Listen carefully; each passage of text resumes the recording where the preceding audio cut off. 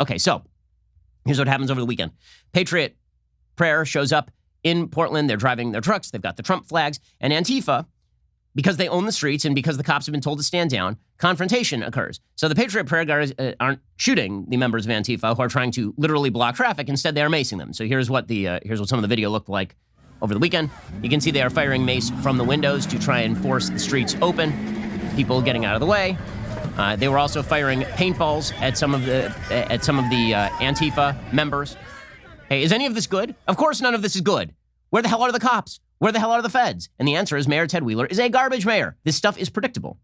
When you leave the legitimate government monopoly on the use of force at the back door, then there will be something that fills the gap. And typically it tends to be tribal violence. Okay, that is what you are seeing in the streets.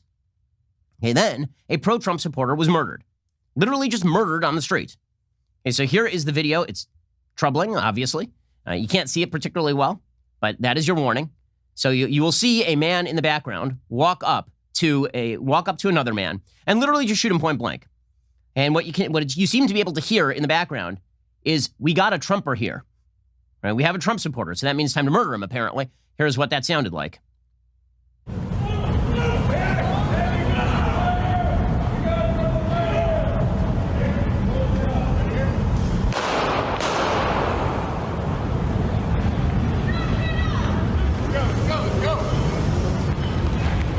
Okay, so he just shoots the man's dead.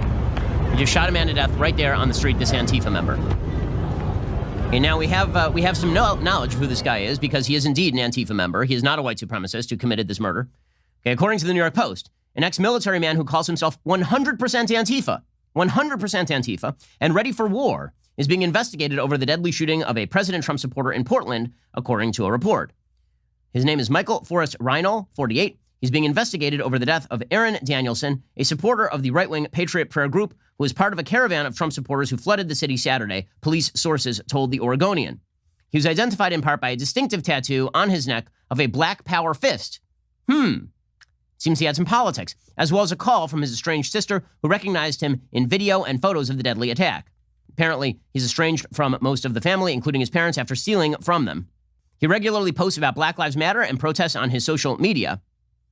He says, "I'm 100% Antifa all the way. I'm willing to fight for my brothers and sisters," insisting he would not run from the violence. Now, here's the thing. He was cited at a July 5th protest on allegations of possessing a loaded gun in a public place, resisting arrest, and interfering with police.